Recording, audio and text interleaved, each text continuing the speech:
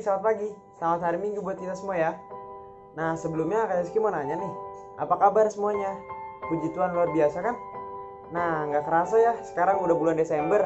Sebentar lagi mau Natal. Nah, kayak sekarang kita semua masih semangat buat memuji Tuhan nanti buat tanggal Natal yang akan datang, yaitu tanggal 25 Desember. Nah, setelah ini kita akan mengangkat pujian, harus lebih semangat ya. Nah, ayo adik-adik, mari kita menyanyikan lagu Yesus Pokok. Kakak akan memimpin gerakannya ya. Jangan lupa diikutin dan bersemangat.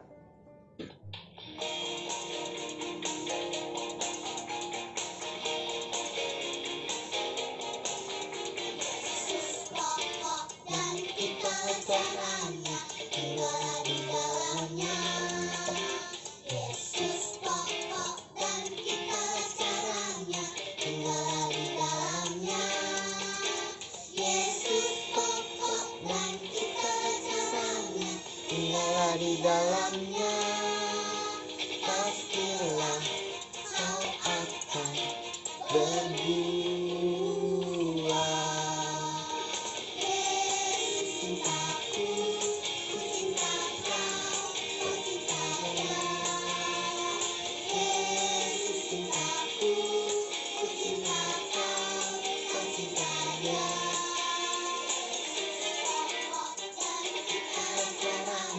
Tinggal di dalamnya, Yesus pokok dan kita caranya. Tinggal di dalamnya, Yesus pokok dan kita caranya. Tinggal di dalamnya, pastilah kau akan berbuah.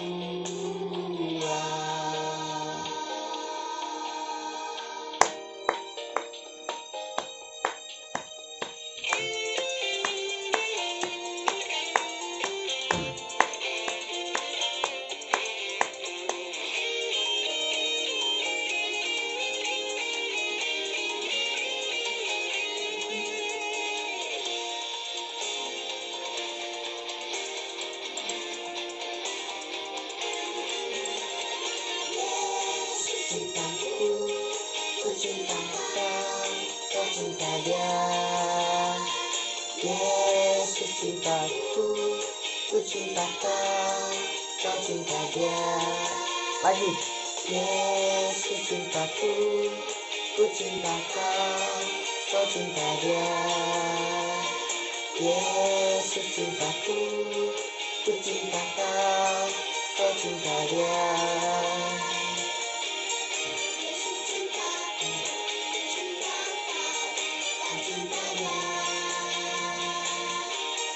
Yesus cintaku, ku cinta kau, kau cinta dia.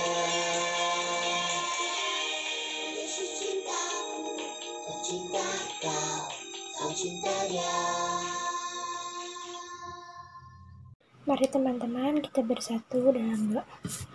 Tuhan Yesus yang baik, tolong sertai kami dalam ibadah pada hari ini. Semoga tangan menyertai kita semua dari awal hingga akhir ibadah hari ini ya Tuhan.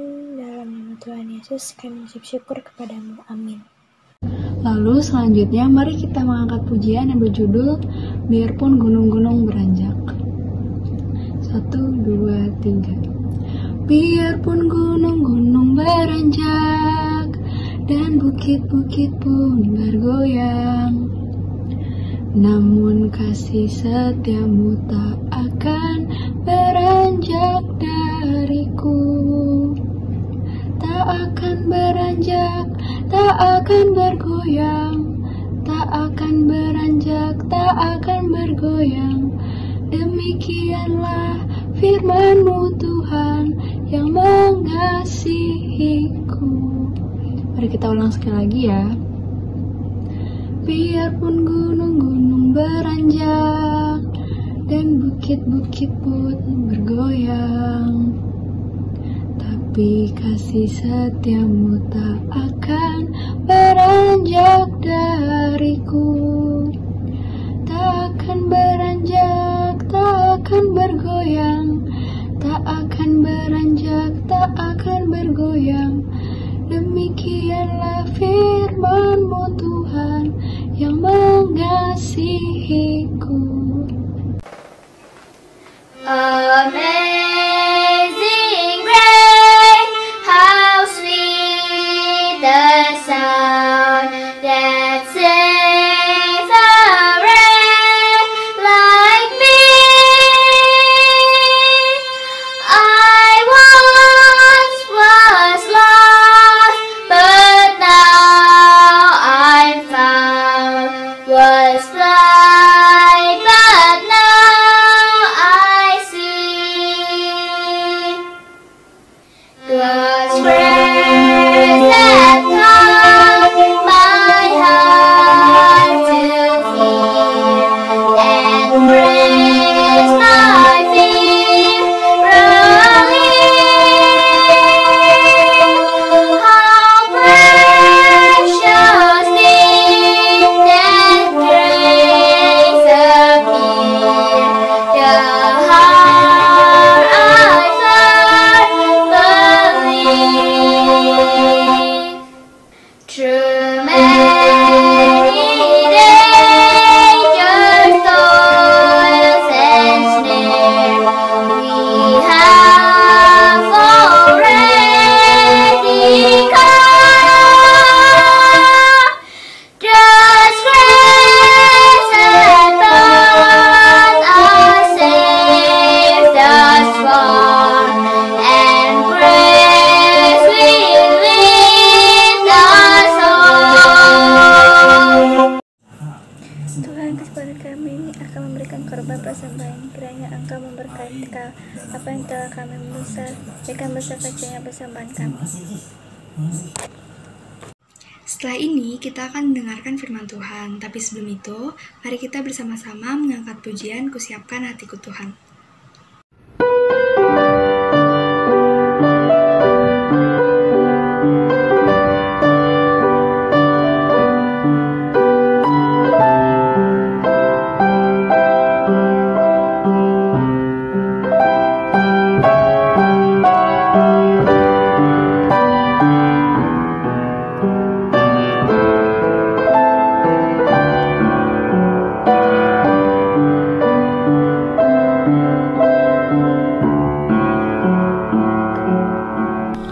Kusiapkan hatiku Tuhan untuk dengar firman-Mu saat ini.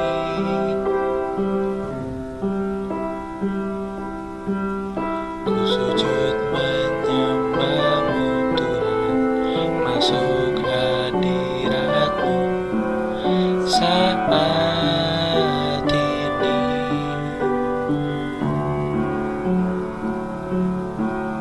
curahkan urapan-Mu Tuhan bagi jemaat-Mu saat ini. Ku siapkan hatiku Tuhan untuk dengar firman-Mu.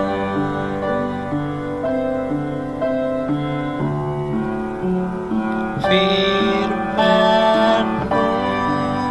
Tuhan tiada berubah,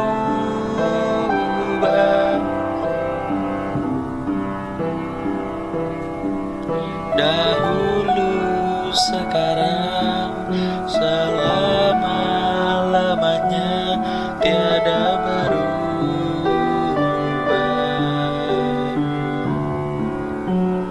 Firman-Mu Tuhan penolong hidupku. Ku siapkan hatiku Tuhan untuk dengar firman-Mu.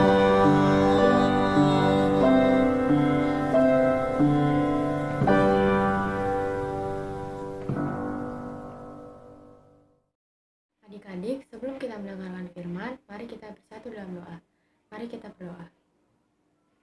Tuhan Yesus, kami mengucap syukur atas apa yang telah Kau berikan kepada kami, Tuhan, atas penyertaan-Mu, sehingga pada saat ini kami masih boleh menjalani hari kami dengan penuh sukacita. Ya Tuhan, saat ini kami akan mendengarkan firman-Mu, kiranya Kau berkati hamba-Mu agar dapat menyampaikan firman ini dengan baik. Ya Tuhan, kiranya juga Kau berkati kami dalam kami mendengarkan firman, kiranya kami bisa mendengarkan dengan baik, sehingga firman ini nantinya dapat kami terapkan di kehidupan kami sehari-hari, dan juga firman ini dapat menjadi penolong dan teladan untuk hidup kami. Terima kasih ya Tuhan Yesus, di dalam nama Tuhan Yesus kami sudah berdoa dan mengucap syukur. Haleluya, amin. Halo, semangat pagi adik-adik semuanya. Apa kabar kalian pagi hari ini? Saya berharap kita semua dalam keadaan sehat tanpa kekurangan apapun. Tapi ada satu nih yang saya rasa kita miliki semuanya saat ini. Perasaan apa? Tahu nggak? Perasaan sangat bosan. Ya, semua orang saat ini merasakan sangat bosan, terutama adik-adik semua nih. Kenapa?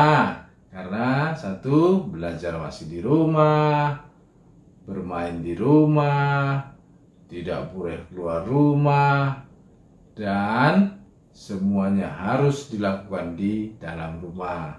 Tentunya itu akan membawa kebosanan kepada adik-adik semua. Tapi ada satu nih yang mesti kita syukuri. Apa yo? Ada yang tahu nggak? Nah, saya kasih tahu nih ya. Satu yang masih kita syukuri yaitu apa? Tuhan masih baik kepada kita. Tuhan sangat baik pada adik-adik semua, sehingga diberikan kesehatan dan kekuatan sampai saat ini. Coba kalau misalnya kita nonton TV, apa yang banyak berita? Yang banyak itu berita apa? Berita mengenai penyakit COVID-19. Setiap hari semakin banyak korban yang berjatuhan. Setiap hari semakin banyak orang meninggal karena penyakit COVID-19. Makanya kita harus bersyukur nih adik-adik semua. Sampai sekarang kita masih sehat, masih dijaga Tuhan, tidak terkena penyakit tersebut. Oke, ada lagi nih yang saya mau ajak buat adik-adik semua. Saya mau ajak adik semua untuk menarik nafas. Ya, nanti saya kasih hitungan 1, 2, 3. Kita tarik nafas semua. Oke? Siap? Nah, atur posisi semua. Kita mulai ya. 1, 2, 3. Tarik nafasnya. Tahan. Lepas. Oke, kita ulang ya. Sekali lagi. 1, 2, 3. Tarik nafasnya. Tahan. Lepas. Oke, gimana perasaannya adik-adik semua? Ada yang kesulitan bernapas nggak? Nggak ada ya? Iya, karena itu kita masih sehat semuanya. Tahu nggak mengapa kita masih bisa bernapas lancar seperti tadi? Satu, karena kita itu memang masih sangat sehat. Nah, makanya kita harus bersyukur. Tuhan itu masih selalu melindungi kita, menjaga kita. Kita masih bisa bernafas, kita masih bisa tersenyum, kita masih bisa bertemu walaupun beribadah secara online. Itu semua karena kebaikan Tuhan. Nah, pagi ini saya mau ngajak adik-adik semua untuk bersekolah minggu, untuk kembali membaca Alkitab kita.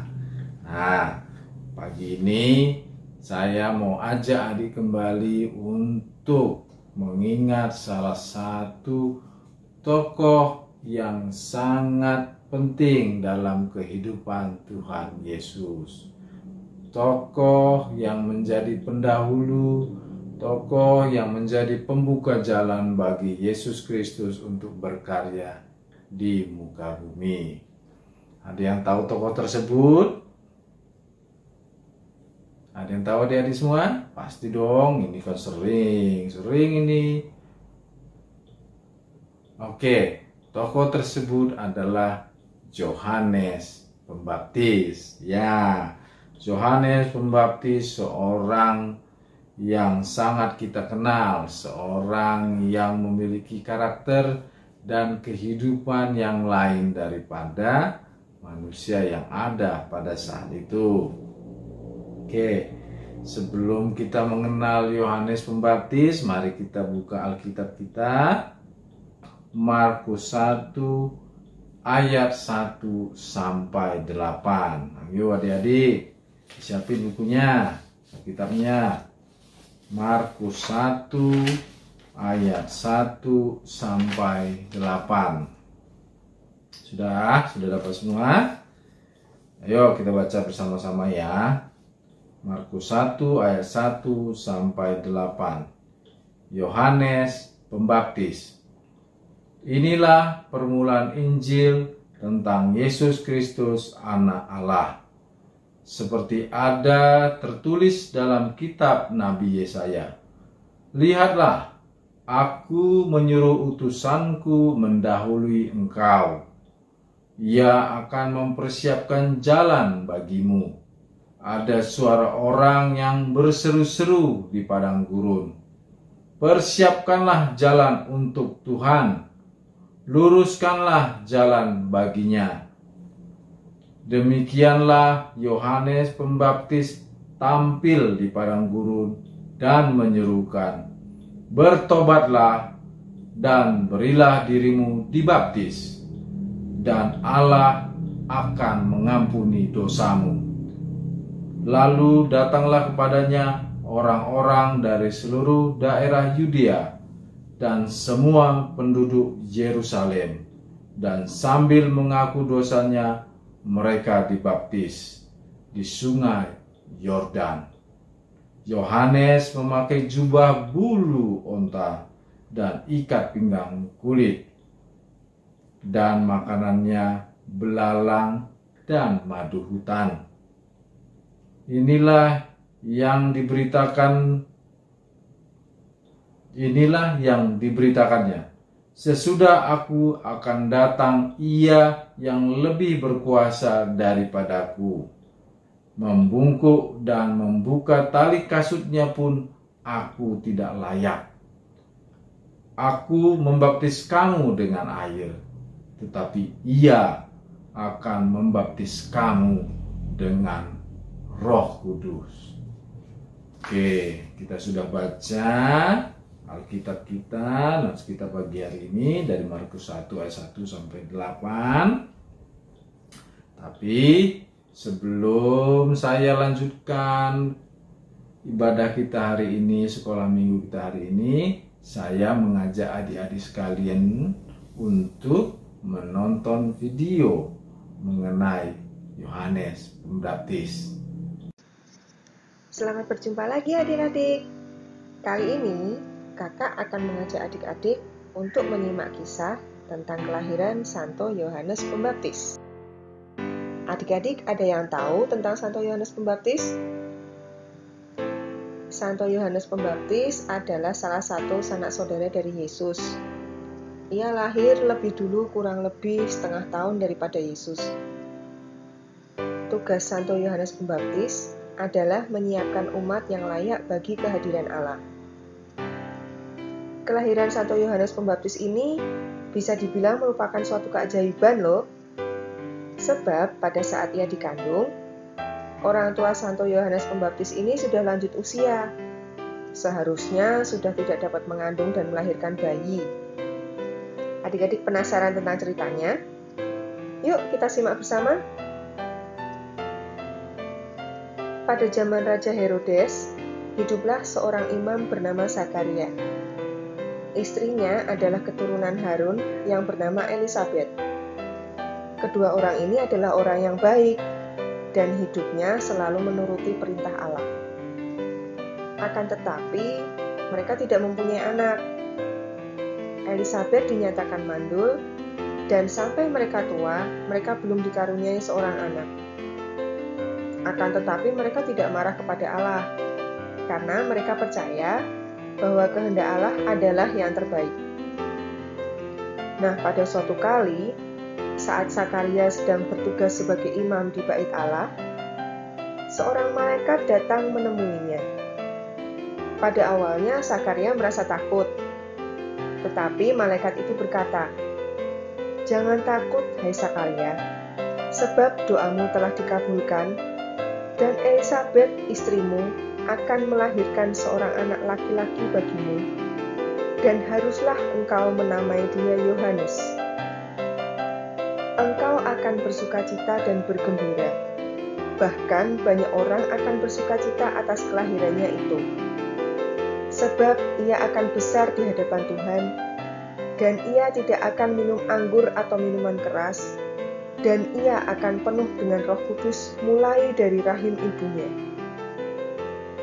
Ia akan membuat banyak orang Israel berbalik kepada Tuhan Allah mereka, dan ia akan berjalan mendahului Tuhan dalam roh dan kuasa Elia, untuk membuat hati bapa-bapa berbalik kepada anak-anaknya, dan hati orang durhaka kepada pikiran orang-orang benar, dan dengan demikian menyiapkan bagi Tuhan suatu umat yang layak baginya." Zakaria menjadi bingung.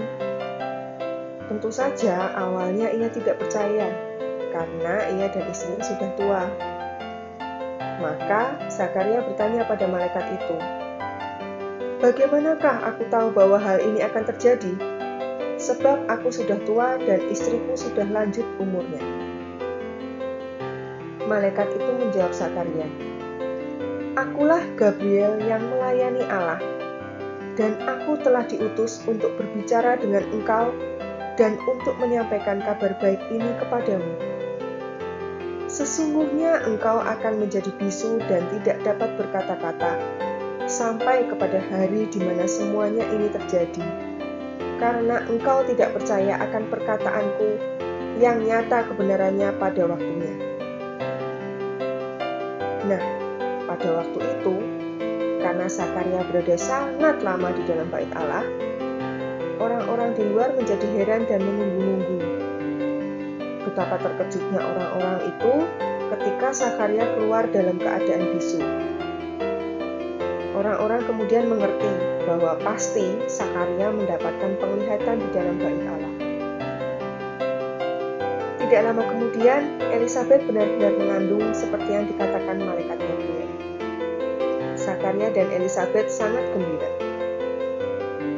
Ketika akhirnya sudah waktunya bagi Elisabet untuk melahirkan, ia melahirkan seorang anak laki-laki. Tetangga-tetangga dan saudara-saudaranya ikut berbahagia. Di hari yang ke-8, mereka datang untuk menyunatkan si bayi dan memberinya nama.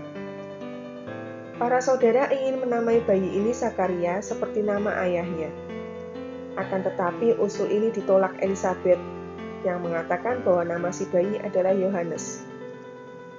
Pada saat itu, bagi masyarakat saat itu, hal ini menjadi aneh, sebab merupakan tradisi bahwa seorang bayi akan dinamai seperti nama ayahnya atau seperti nama sanak saudaranya. Dan tidak ada dalam keluarga Zakaria maupun Elisabet yang bernama Yohanes. Maka, orang-orang menanyakan pada Zakaria nama yang ingin diberikannya kepada bayinya. Zakaria meminta batu tulis dan menuliskan, namanya adalah Yohanes. Dan saat itu juga, Zakaria tidak bisu lagi dan ia bisa berkata-kata dan memuji Allah. Adik-adik, ajaib ya kisah kelahiran Yohanes Pembaptis ini. Memang jika Allah sudah berkehendak, tidak ada yang mustahil. Nah, keteladanan apa yang bisa kita ambil dari kisah ini? Kita bisa meniru ketaatan Zakaria dan Elisabet dalam hidupnya loh. Mereka adalah contoh orang yang sangat taat pada Allah. tidak pernah melakukan hal-hal yang melanggar perintah Allah. Bahkan saat harapan mereka untuk memiliki anak belum dikabulkan, mereka tidak ngambek, tidak marah-marah pada Allah. Mereka tetap percaya bahwa Allah tahu yang terbaik untuk mereka. Ketaatan dan kepercayaan yang begitu besar itulah yang akhirnya membuahkan hadiah yang ajaib, kelahiran Yohanes. Jadi adik-adik, jangan cepat ngambek atau marah ya jika ada keinginan kalian yang belum bisa terpenuhi. Bisa saja keinginan kalian itu bisa berakibat tidak baik untuk kalian, atau mungkin belum saatnya untuk kalian miliki. Tetaplah percaya bahwa Tuhan lebih tahu apa yang terbaik untuk kalian. Tetaplah taat tanpa pamrih, dan Tuhan pasti akan memberikan yang terbaik untuk hidup kalian. Baiklah, sekian dulu ya kisah kali ini.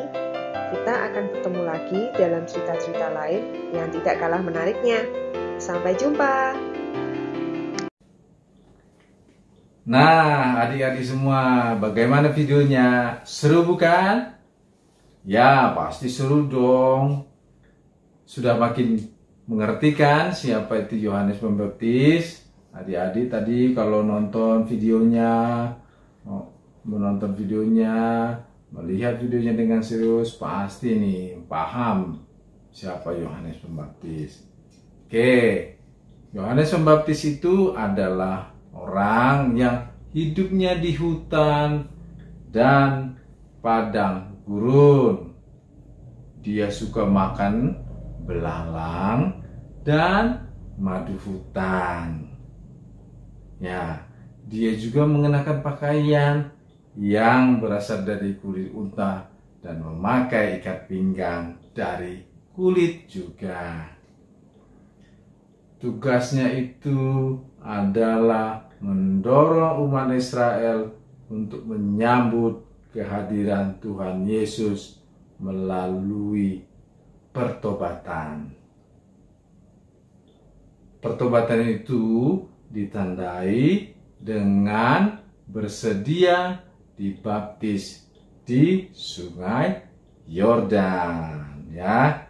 Jadi zaman dahulu itu baptis yang dilakukan oleh Yohanes Pembaptis dilakukan di Sungai Yordan.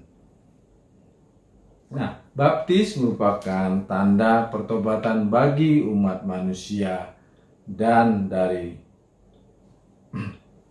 baptis merupakan tanda pertobatan umat manusia dari dosa. Mereka akan menerima pengampunan atas dosa-dosa dari Allah setelah menerima baptis. Jadi, jelasnya bahwa penghapusan dosa merupakan anugerah dari Allah kepada kita manusia. Itu menjadi kasih Allah, menjadi tanda Allah kepada kita, betapa Allah sangat mencintai anak-anaknya manusia, walaupun manusia itu sudah jatuh ke dalam dosa. Berkat kemurahan Allah itu, kita memperoleh pengampunan dan kembali menjadi milik Allah. Jadi sudah jelas ya bahwa penghapusan dosa itu merupakan anugerah dari Tuhan, anugerah dari Allah kepada manusia. Nah, tugas kita sekarang apa? Menjaga agar kita itu tidak jatuh ke dalam dosa, menjaga ucapan kita, menjaga perbuatan kita, supaya kita tetap berjalan sesuai dengan kehendak Yesus dan tidak jatuh ke dalam dosa. Nah, jangan lupa juga kalau kita misalnya ini jatuh kembali ke dalam dosa, kita meminta ampun kepada Allah. Kita meminta pertobatan kepada Allah sehingga Tuhan memaafkan kembali atas dosa-dosa yang kita lakukan. Itulah adik-adik semuanya apa yang saya bisa sampaikan pada pagi hari ini mengenai Yohanes Pembaptis, mengenai karunia Allah Bapa kita yang memberikan pengampunan kepada kita melalui baptis. Nah, untuk itu marilah kita menjaga kekudusan tingkah dan laku kita, sehingga kita tetap layak untuk diterima oleh Allah. Selamat hari Minggu adik-adik semua. Tuhan memberkati. Nah, adik-adik semuanya, kiranya firman Tuhan pada hari ini dapat adik-adik semua terapkan di kehidupan adik-adik dan semoga berguna untuk kehidupan adik-adik sekalian setiap harinya. Nah, adik-adik semua masih semangat kan? Jangan dihilangin dulu ya semangatnya, karena sebelum kita masuk ke penutup di ibadah pada hari ini, kita mau bersatu dulu nih dalam nama Tuhan, supaya kita tetap diberikan penyertaan Tuhan dalam menjalankan aktivitas kita sehari-hari. Yuk kita lipat tangannya, kita bersikap seperti orang mau berdoa, lalu kita tutup mata kita dan kita bersatu dalam doa. Ya Bapa yang Maha Baik, terima kasih karena telah menyertai kami semua di sini untuk kembali beribadah dalam sekolah minggu pada hari ini. Terima kasih atas firman-Mu dan berkatilah agar firman-Mu dapat berguna untuk kehidupan kami sehari-hari dan dapat kami terapkan dalam kehidupan kami sehari-hari juga. Ya Bapa, sekarang kami sudah sampai di penghujung ibadah pada hari ini ya Bapa. Berkatilah kami agar kami tetap bisa melanjutkan aktivitas kami seperti biasa dan jauhkanlah kami semua dari segala macam mara bahaya. Dalam nama Tuhan kami Yesus Kristus, kami telah berdoa dan mengucap syukur. Haleluya, amin. Shalom, untuk menutup ibadah perjumpaan kita kali ini, saya ingin mengajak kalian semua untuk bersama-sama dan lagu pujian yang berjudul Sebab Kau Besar. Dan lagu pujiannya dengan penuh pujian ya teman-teman.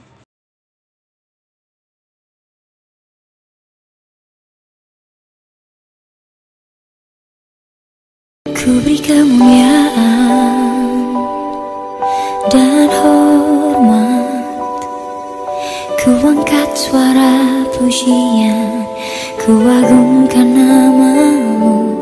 Ku beri kemuliaan dan hormat, ku angkat suara pujian, ku agungkan nama-Mu. Sebab Kau besar, perbuatan-Mu ajaib, tiada seperti Engkau,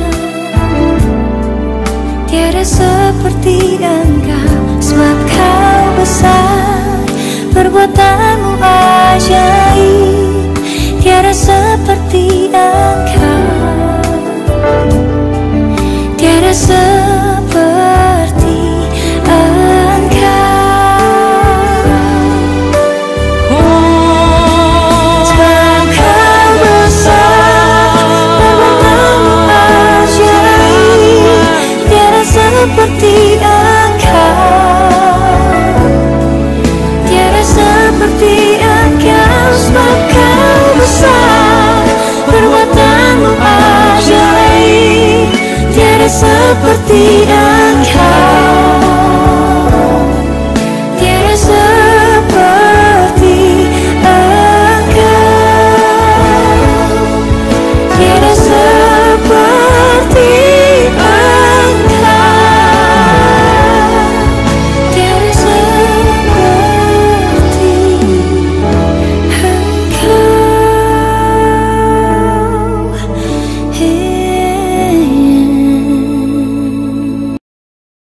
Terima kasih teman-teman, Tuhan Yesus memberkati. Ibadah selesai, selamat hari Minggu, Tuhan Yesus memberkati.